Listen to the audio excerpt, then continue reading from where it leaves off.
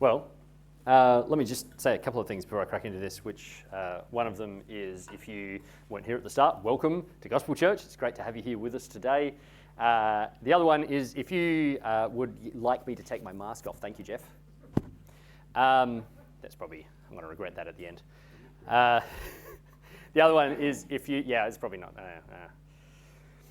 Let's move on. If you would like a Bible to read along with us here today and you don't have one at the moment, there's a big old stack of them on that shelf at the back there next to the sound booth. If you don't own a Bible, feel free to take one of them. It is yours for life. Congratulations. No, it's our gift to anyone who comes here and wants a Bible and doesn't have one is you can take one home with you. Now, we're continuing on in our series today called The Peaks. It is, as Rick has ably introduced us to, a series going through the big story of the Bible, from Genesis through to Revelation, seeing that there is one God, one hero, one story. And so I'm pretty sure I've got that written in a different order there. But anyway, it's one of the great turning points in my faith, and I think Rick was trying to say something similar to this, was when I saw God's book isn't, and when I say God's book, what I mean is history isn't a whole bunch of different disparate stories and bits and bobs. God's been working out one great plan in all of history. And it's a marvelous thing. It's an amazing thing. It's a thing that he draws us into for our own good and our own growth. And so that's why we're in this today and while we're going through this series. And we're in part 3 today. And where we left off last week, humanity's plight was desperate and the future seemed bleak. Last week we looked at the fall in Genesis chapter 3. But today we come to a turning moment in God's big story. And the moment comes with a man, Abram, who God will eventually rename Abraham. And for the sake of simplicity, we're just going to call him Abraham today. In many ways, this is the pivotal moment of the entire Old Testament. In the thousands of years between the fall in Genesis 3 all the way up to the arrival of Jesus at the beginning of the New Testament, this moment and this man tower as the most significant progress in the story of who God is and what he's doing and who we are in the light of his grace. And really at the core of what happens here in this story is just that, grace. You see, God has indicated, previous to this passage, previous to Abram arriving on the scene, he's indicated to Adam and Eve that he is going to one day defeat the serpent through an offspring of theirs, but in cloudy language, without a great clarity there, kind of like that sentence. And he'd promised Noah that he was never again going to wreak the same destruction through a flood as he did in the great flood. But as all those moments of promise have been happening, the tide of sin has just seemed overwhelming. And the earth as a whole has seemed to be becoming more and more entrenched in our separation from God. As we covered at the end of last week, by the time of the flood, humanity's sin is described in these terms that kind of cover that it was everyone, all of the time, in every way, to the very depths of our hearts. And the flood, which is this enormous pouring out of judgment, does little to nothing to mitigate that. Noah immediately after the flood falls into sin. Humanity as a whole dives headlong into sin and self-centered pride. As the population gets back up again, immediately we go, hey, let's build a tower for our own glory because we're so great. And again, God intervenes and scatters us, this time not with a flood, but with languages. He diversifies the languages of the earth to scatter humanity. And so divisions in humanity grow, and down at the roots of those divisions, our division from God becomes more and more drastic, more and more clear, as it becomes more and more clear that we can't remedy the problem ourselves. But today we discover, as Abraham enters the picture, that God's intention ultimately is not to scatter but to gather. God's intention ultimately is to have grace on his people. Even though our sin is overwhelming and overpowering, even though we can't do anything about the divide that stands between us and God, that divide which ultimately destroys everything, sours every relationship, brings death and destruction and sorrow into the world. Even though we can't do anything about it, in the true story of Abraham, we discover that God is the God who promises to do something about it himself. Not because of our goodness, not because of our deservingness, but because of his sheer grace. And on one hand, Abraham isn't a particularly remarkable guy.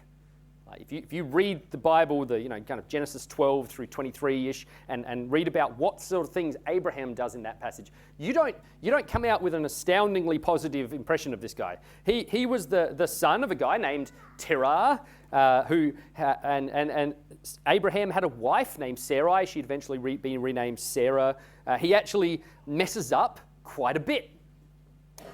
When God says go this way, he often goes that way. He lies outrightly and painfully and to other people's detriment to avoid trouble in his own life. It even comes to light late in the story that Sarah is actually kind of Abraham's sister, which is a bit of an awkward moment. There's some real blemishes in the life of Abraham. So Abraham personally is not that remarkable or glorious a guy. But what sets Abraham apart are these two things. First, foremost, Abraham is chosen by God. God's sheer generosity, his grace toward Abraham, sets Abraham apart, not because of anything in Abraham. God makes great promises to Abraham that he will be a great nation. In fact, that nations and kings will come from him, that his descendants will inherit the land that God has for them. And even more significantly than that, that through him, all of the families of the earth will be blessed. And there we discover something earth-shatteringly significant about Abraham. God intends not just to bless him. God's interaction with Abraham is not just to bless him and not even just to bless his kids. God intends to bless and to pour out blessing on every family, a blessing that will reach to every corner of the earth because of Abraham and his descendant. And we'll talk more about what we see about God's blessing a little later, but then the second thing that we find about Abraham that sets him apart is that Abraham trusts God. Not perfectly, by all means, but the one redeeming quality, really, if you were to boil it down, of Abraham is faith. And this is where we join our reading from this morning, in Genesis chapter 15. In Genesis 15, God comes to Abraham again. Now, this isn't the first interaction of God with Abraham. In Genesis 12, Abraham received the promises of God and he was called to go out from his father's household to where God would lead him. And Genesis 15 is years after that point. And Abram, who was already 70 years old when he was called, is beginning to become a bit concerned, we get the impression, understandably, because God has promised to do great things through his descendants, but thus far he has no descendants. That seems like a bit of a glaring omission in the plan. And so God comes to him again and he makes an astounding addition to the promise. He takes Abram outside at night and he shows him the sky and he says, "Count the stars if you can." You ever tried doing that? It is a deeply fruitless exercise. So shall your offspring be, he says to him. Abram's descendants won't just exist, they will be too numerous to count. And then in Genesis 15:6, we get this one little line that demonstrates the basis of the new relationship of humanity with God. It says, "And he," that is, and Abraham, "believed the Lord, and he counted it to him as righteousness." Abraham believed the Lord, and the Lord counted it to him as righteousness. Abraham hears God's good words to him, his promises to him, and he trusts that what God says is true and what God says is good. Now, if you were with us last week, do you see a bit of a contrast there? Genesis 3, the snake comes to Eve And he convinces her that he twists God's words and he convinces her that God's words aren't true and God's words aren't good. And she believes him. And in comes the first sin, right? In comes sin into all of creation. But now Abram trusts God at his word. He trusts that God's words to him are true and are good. And we get this incredible, miraculous thing that when Abraham trusts God, has faith in God, even though Abraham is a sinner, God counts him righteous. He counts him right with God. We see restoration for the first time. By faith, we see the beginnings, through faith that hopes in a promise of the restoring of what was destroyed at the fall. God is building a relationship once again with humanity, do you see? And it is built by faith in him and his goodness. In fact, do you see, if you get a chance this week, and please do take the time, sit down, read the narrative about Abraham. Read 12 through 22 of Genesis. And notice how many times there, and if you even go to the end of Genesis and read about the other patriarchs as well, you'll see again and again and again this creation language coming out. The language of, I'm going to bless you and multiply you. And you see language that will describe Canaan, the promised land, like a Garden of Eden. And you'll see God planting his people in his place under his blessing to multiply and fill the earth. And we kind of hear that and we go, oh, that sounds familiar, doesn't it? It's like a new creation or a repeated creation moment. But this faith by which we step into this becomes the foundation of the salvation of everyone who will be saved, ever. And what puts a person in right relationship with God is faith, and faith alone. And this is a reality that continues through the Old Testament. Even though God calls an ethnic people, Israel, into a special relationship with him to come and follow him, it is those who trust in God who are the children of Abraham, who are the true Israel. Romans 4:12 says that the true descendants of Abraham from among the circumcised, that is from among Israel, were only those who also walk in the footsteps of the faith that our father Abraham had before he was circumcised. And this is a reality that becomes foundational then, not just in the Old Testament, but for the New Testament, and for us even to today. Faith, and faith alone, is the heart of a right relationship between humanity and God, between you and God, between us and God. And it must be said, faith is fully free. Faith simply means trusting him. When a person is saved by faith, they're not saved by anything that they do. They're saved because God is faithful to them. He saves them. But paradoxically a bit, or in a way that might seem a bit paradoxical, although faith means we are saved by nothing that we do, because faith is trust that God's promises are true and are good, faith calls us to leave everything behind in favour of trusting the promises of God. And we see this so powerfully in the story of Abraham, don't we? Because Abraham trusts God. Abraham is willing to lose. Like, you could see it as Abraham just gives up his past, his present, and his future. He's willing to put everything on the line in favour of trusting the promises of God. Hebrews 11 says that by faith Abraham obeyed when he was called to go out to a place that he was to receive as an inheritance. And he went out not knowing where he was going. When God called Abraham out in Genesis 12, the call was to leave his past and to leave his present behind. The first words of God to Abraham in the Bible are go. Go from your country and your kindred and your father's house to the land that I will show you. And then having given that command, God gives him the promise as well. He says, I will make of you a great nation. I will bless you. I will bless all of the families of the earth through you. Do you see how huge that is? Abraham receives the promises, but if he really trusts, if he really has faith, then he will put down all of the security of his life, all of the peace and all of the possibilities of living with his family, his parents, his father's house. He has to lay down his heritage and leave in order to follow God.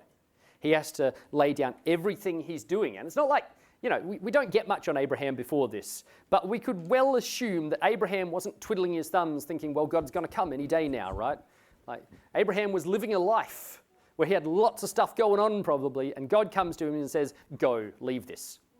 Come and follow me and trust that my promises are better. Do you see, trusting the promise necessarily meant leaving everything else behind for Abraham? And not just that, faith in God's promises is faith in God's promises about everything. And so faith calls us to be willing to lose even the blessings that he's given us in the past. We need to be ready to lose them in the here and now, even lose the things that we think would build our future. After Abraham had left, after he'd followed God for years, decades, after God had fulfilled the promise, this is going past Genesis 15, the promise of a son in Isaac, and after God had specifically promised that through Isaac the rest of the promises would be fulfilled, God tested Abraham's faith in an unimaginable way. We get to Genesis chapter 22, and God calls Abraham to sacrifice his son, the son he loves. Can you imagine it? And Abraham goes to do it. He takes Isaac to the place that God commands. He ties him to the altar. He prepares to sacrifice his own son. And at the last minute, God intervenes and he says, don't do it. And instead provides a ram for the sacrifice. And again, the author of Hebrews helps us here. He writes that by faith, Abraham, when he was tested, offered up Isaac. And he who had received the promises was in the act of offering up his only son, of whom it was said, through Isaac shall your offspring be named. Through Isaac will the promises continue. He considered that God was able even to raise him from the dead, from which, figuratively speaking, he did receive him back. And although there we see ultimately that God's will is to provide the sacrifice, to provide for us so that we don't have to die, we don't have to carry the judgment of our sin. Just like Abraham, trusting in God does call us to be ready to leave everything else in order to follow him and to live by faith in him. True faith in God is faith that he is better than anything else, and that his promises are worth having at the expense of anything and everything else.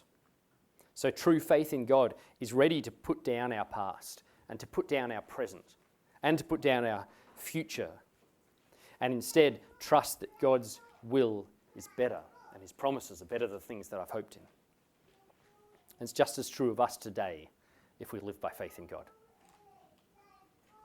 Trusting that God's promises are good and true would lead us to set aside the comforts of our lives, the things that we cling to, in order to follow him in living a life that shows other people his goodness.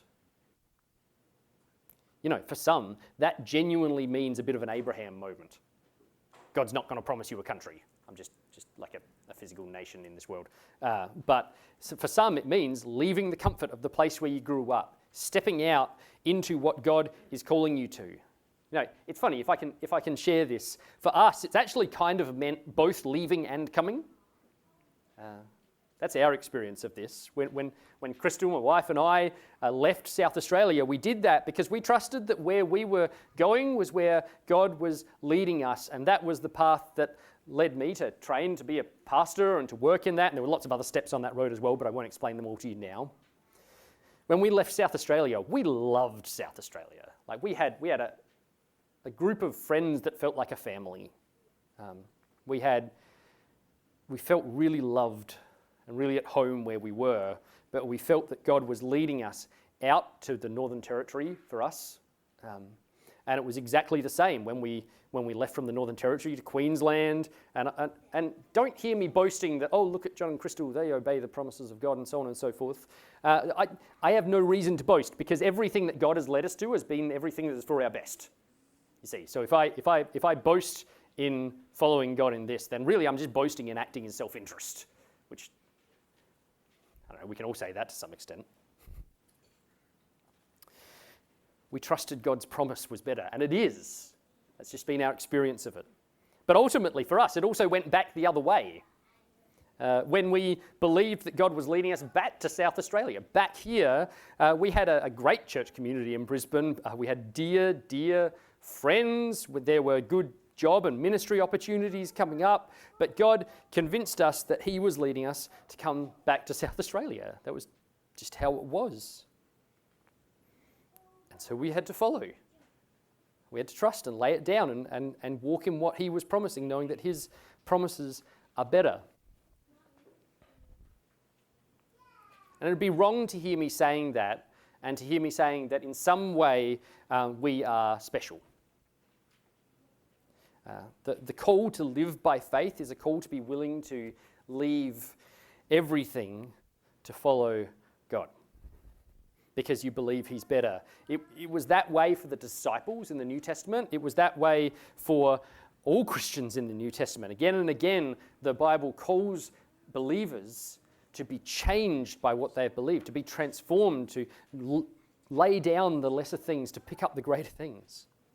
James says it. Paul says it. So let me ask you, is that your experience of faith if you're a Christian?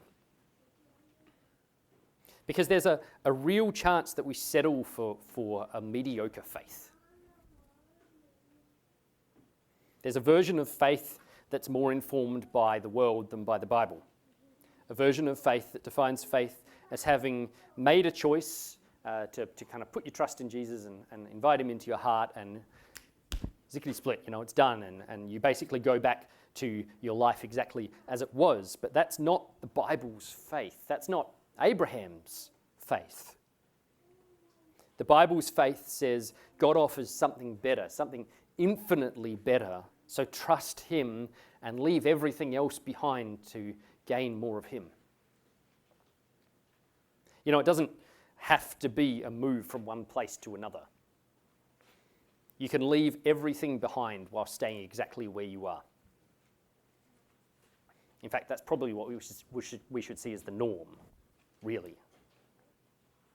So if you're a younger person, perhaps even someone who's in school, where a life without God might have led you in another way, might have meant doing your best to be kind of popular, to be loved, working for a successful life, kind of aiming for that key career.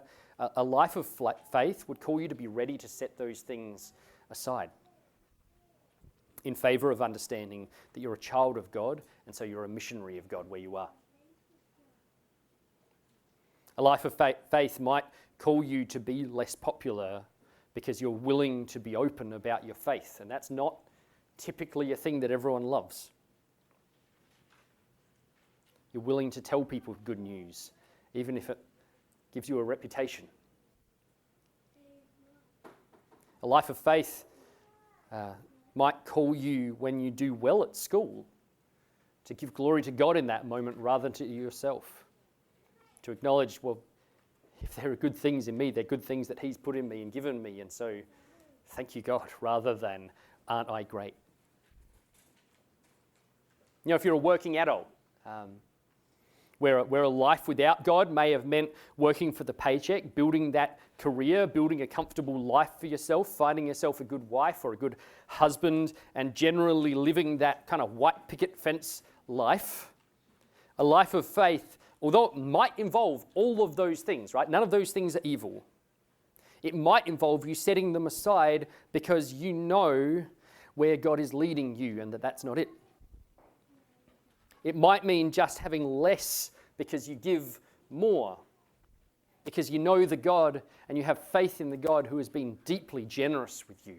And so you can be led to be a deeply generous person who cares for the poor, who shares their table with people who are lonely, because you know the God who brought you in when you were far apart from him, when you were on your own and under judgment.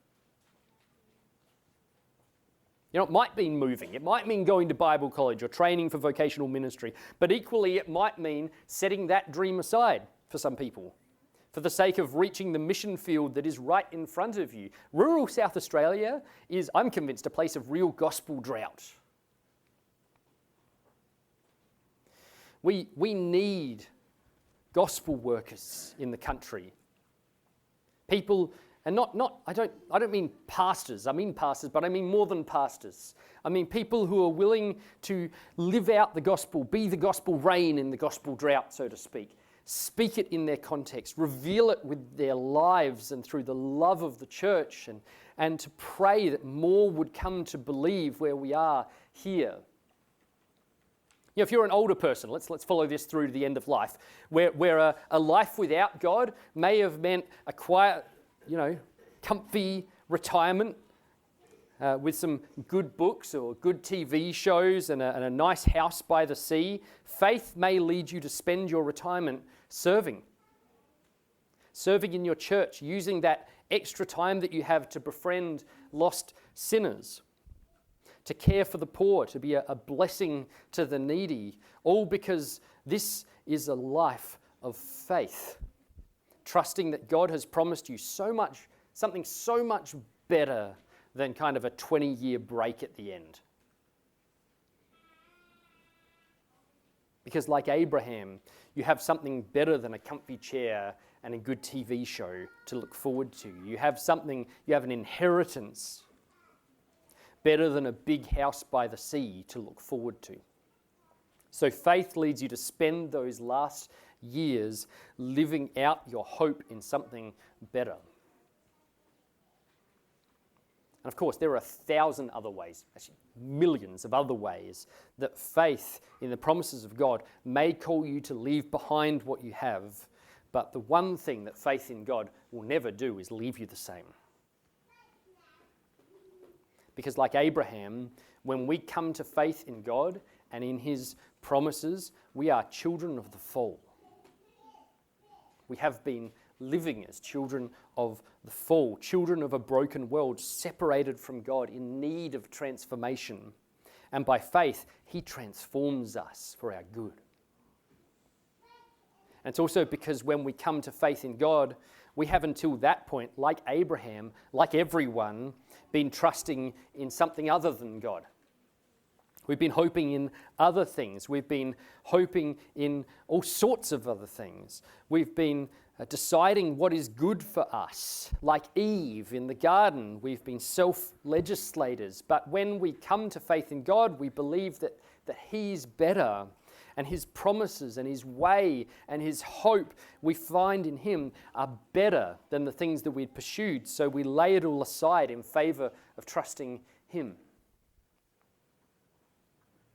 Let me ask you just outright, what does faith in God lead you to lay aside today? Have a wrestle with that question this week. It's one we should go on wrestling through. This isn't a one-off sort of experience we're talking about here. And all of this, all that we've looked at so far, really just leaves us with one enormously glaring question. Why does faith save anyone? And the answer, in short, is that faith saves because God is faithful. God is faithful, and in his faithfulness, he will do what is needed to rescue those who put their faith in him. Come back with me to Genesis chapter 15. And God's made this promise of the land to Abraham. He's promised to establish him in a new place. And by the way, that land looks back to the Garden of Eden. We kind of mentioned this a little bit before. Do you see the pattern here coming out again? That God is going to call a new man in a new place. He's going to plant him in a new place under his blessing to multiply. And this promise of land also necessarily looks forward to a greater place than the bordered nation of Israel. A day when the blessed place of God will be everywhere, will fill the whole earth. And that must be evident because at the same time that God promises a really quite narrow, limited strip of land to Abraham and his descendants, he also promises that his descendants will be as numerous as the stars of heaven. Chapter 13, he promises that they will be as numerous as the dust of the earth. And you know, if you thought counting the stars was a fruitless exercise, like, I don't think, like, I couldn't take a handful of dust and count it. There is more than one handful. But having made the promise, Abraham asks God, "O Lord, how am I to know that I shall possess it?" And this incredibly significant thing happens that is also incredibly foreign to our kind of modern ears. God tells Abraham to get a bunch of animals and cut them in halves. If you're from Peter, sorry. And an ancient reader would have heard this though, and they would have understood what was going on here. This is a covenant ceremony that's being set up. And the way an ancient covenant ceremony worked was that you cut the animals in halves, and then both of the parties in the covenant ceremony would walk down the middle between the halves of the animals. And they would make their promises and then they'd walk down the middle. And the message was this really clear message of, let this be what happens to me if I don't keep my covenant promises to you. Let me be like the animal severed in two. And understanding that, we can see that this is such a significant moment. Because in God's covenant ceremony with Abraham, in verse 17 of chapter 15, Abraham sees a smoking fire pot and a flaming torch pass between the pieces of the animals. And Abraham stands on the side and watches. Now, the fire represents God. This is a repeated image, especially in these first 5 books of the Old Testament, the ones written by Moses. You know, we get the flaming bush, and we get the fire of God at Mount Sinai, and we get the pillar of fire leading God's people in the wilderness. So the presence of God passes between the parts of the animals. Do you see how this differs from the traditional covenant ceremony? Only God goes through it. And so God is saying very clearly to Abraham, in terms that Abraham would have understood, I take it upon myself to see my promises fulfilled to you. It is an unconditional covenant. And it is a covenant that God promises at his own cost.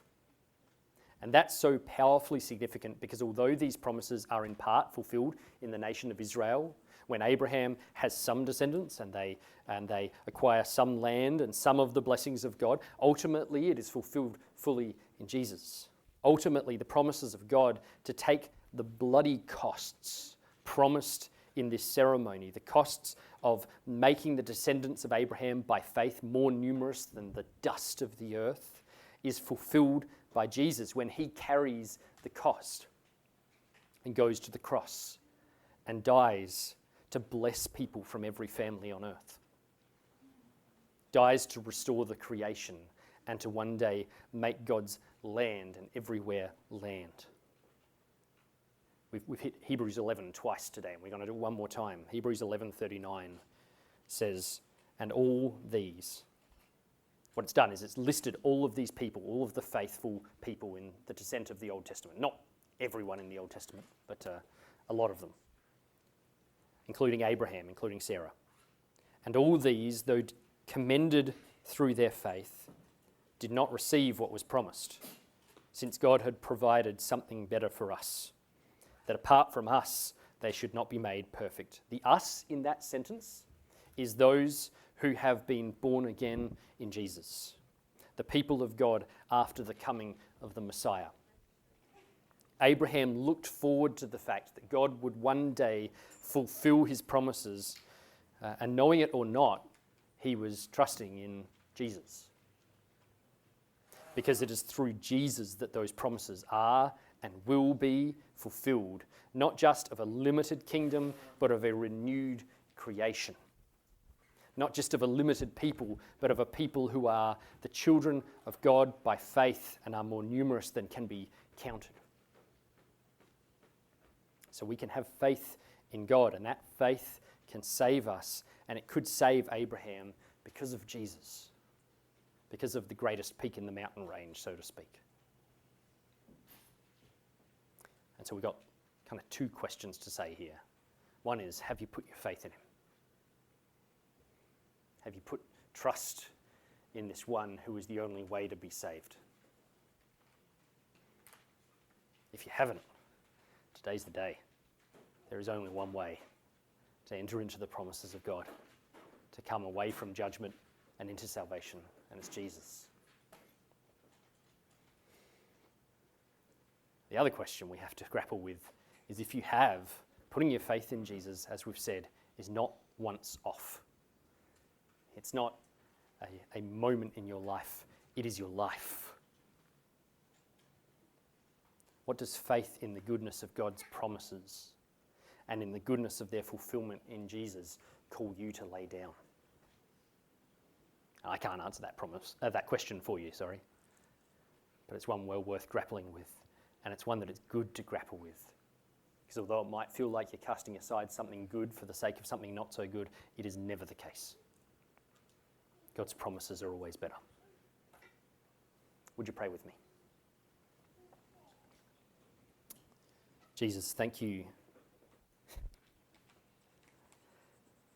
Thank you for your great promises to your people. Thank you that although we fell, although we sin, not just as a race, but as people, as individuals, we're sinners who turned away from you. Thank you that your intention is to give grace. You love your people. You take the cost for us at your cross, and you've rescued us. Lord, I pray for anyone here who hasn't believed in you, that this would be the day that you would stir faith in their hearts, faith in the great promises of God fulfilled in Jesus. Lead us, Lord, lead us to be people who walk by faith, who are ready to lay down the lesser things of this life in order to live for the greater things that you have to come. Lead us to walk with you and walk by your Spirit every day. We pray it in Jesus' name. Amen.